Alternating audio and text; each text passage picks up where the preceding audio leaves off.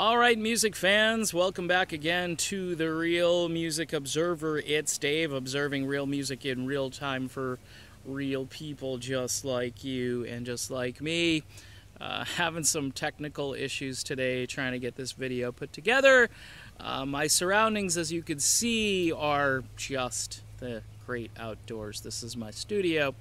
And by the way, I appreciate all the support, all the views, and all the new subscribers on the channel. Make sure you share these videos with folks who aren't going to, freak out because I have an opinion. I guess it doesn't matter. Share them with whoever you want to share them with. This video might be controversial. I doubt it. I think it's advertiser friendly, so YouTube, keep in mind I'm trying very hard to be ad friendly here. I'm getting still a little bit of what I call hesitation from YouTube, where a video will be up for 2 or 3 days without monetization status, or it'll be up for a day and then suddenly it's demonetized, and I have to kind of continually fight the powers that be to get these videos viewed and also, ad friendly, which they are. I'm not doing anything crazy on here. I've seen some very interesting things on YouTube, and well, I'm not one of those interesting things. I am just a guy talking about music.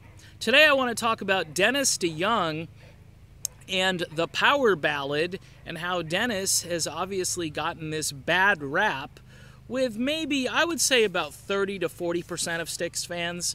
I think predominantly Styx fans understand that the Dennis dynamic, you had the Grand Illusion over here, and then you had, Babe over here.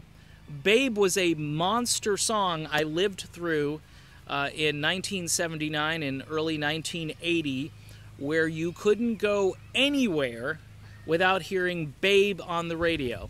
#1 single, biggest song in Styx's career, and made fun of profusely by Tommy Shaw when he was hanging out with the damn Yankees for a few years.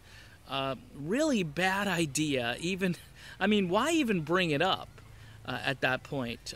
Styx had gotten back together to record End of the Century, and ironically, that's a concept album to some degree, and ironically, the latest Styx album is a concept album without Dennis DeYoung.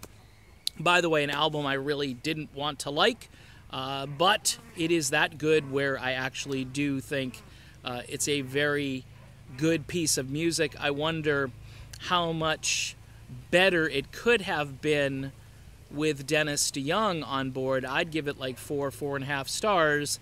Dennis would have put the thing into probably 5-star status. He and Tommy writing about the future, writing about space travel. Isn't this kind of right up Dennis's proverbial alley? So all of the folks that are around who just don't like Dennis because he wrote some power ballads that made Styx a lot of money. By the way, one of which really launched the band, this little tune called Lady. Dennis always says I was on my Wurlitzer and in the garage and this song popped out. Well, that song Popped Out also made Styx a huge national band, and then they built on that success with other great music. They were allowed to be a prog rock band. They were allowed to be a pop band at times, always sort of on the cutting edge and very eclectic, and that is why they have so many fans. But let's be honest, folks. The chicks dig the power ballads. Yeah, guys like them too, but Don't Let It End? Come on. Just a fantastic song, beautiful song, and you've got all of the other fantastic albums out there where Styx typically had one really good mellow song on there that captivated people, that got people interested in their music.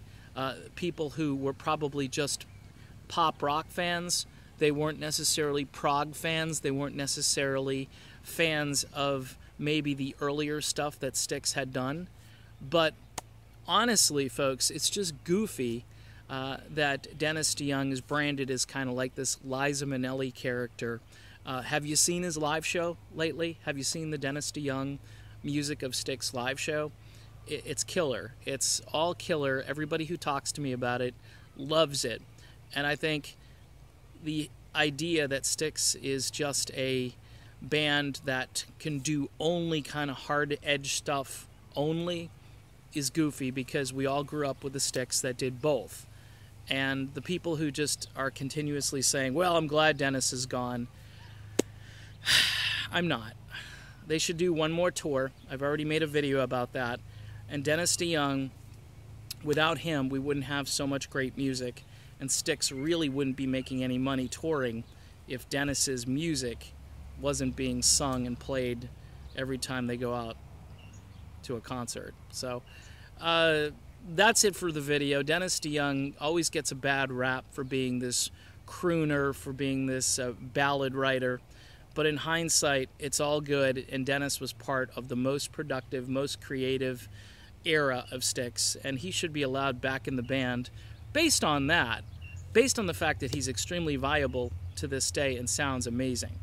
So that's it for the video. Share it with your friends. My studio is here. I apologize for all the distractions.